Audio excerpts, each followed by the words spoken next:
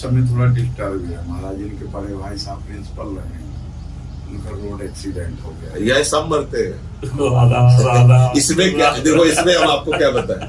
देखो मृत्यु लोक है, हम तुम आज बैठे और जीवन में अब दोबारा मिली ना पाओ, तुम न रहो कि हम न रहे, एक सेकंड का भरोसा नहीं। अच्छा, जाने का कोई ना कोई रूप रखता है काल। कभी किसी ने आज तक ये शिकायत नहीं कि काल ने मार दिया, कभी नहीं। उसका रूप होता है, एक्सीडेंट हो जाना, हार्ट फेल हो जाना, कैंसर हो जाना, किडनी फेल हो जाना, कुछ न कुछ ऐसा रूप रखता है, और इसका नाम मृत्यु लोक है। हम तुम सब मरेंगे। अब ये है कि कब मरेंगे इसका कोई पता नहीं, इसीलिए वर्तमान के समय को राधा राधा कह के देखो। मरने वाले पर तो शोक करना बिल्कुल बेवकूफी है। अब मरने के लिए आप सब भाई हो, मृत्यु लोक, इसका नाम क्या है? मृत्यु लोक। मतलब यहाँ जो आया सब मिटेगा, मरेगा। फिर क्या होगा? जब सब मरना ही है तो आज मरा, कल मरा, परसों मरा, नरसों मरना तो है ही। अब यही सत्य बात समझ लोगे तो शोक नहीं होगा। शोक करने का कहीं कोई गुंजाइश नहीं कि वो तो मरने लायक नहीं थे। भैया उसमें लायक ना लायक की क्या बात हो, तो मृत्यु लोक जाएगा।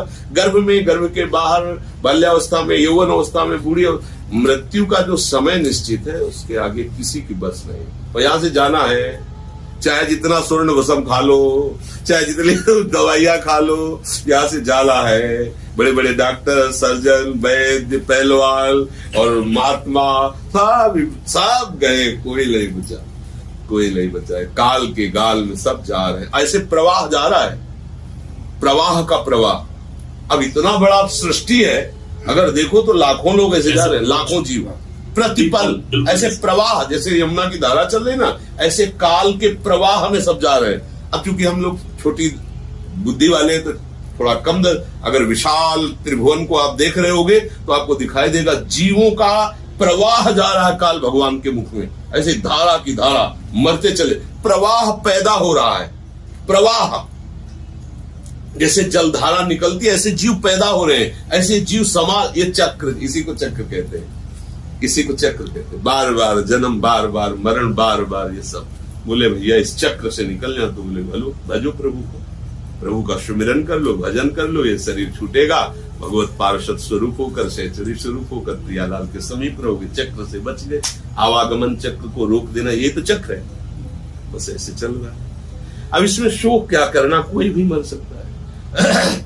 इस शरीर के अभी कुछ समय पहले ही ब्याह हुआ था भांजे का, और अपनी पत्नी को लेके जा रहा था, ट्रक ने ऐसा टक्कर मारा, फैल के गिरा। वो फोटो दिखाई गई थी हमें, बहुत अच्छा ऐसे जगह में पड़ा हो, चंदन तिलक लगा हुआ है, पड़ा ऐसे। अब कोई शोक का थोड़ी विषय हुआ गया, क्यों मर गया? मरना तो है ही है, समय है, उसका समय निश्चित है।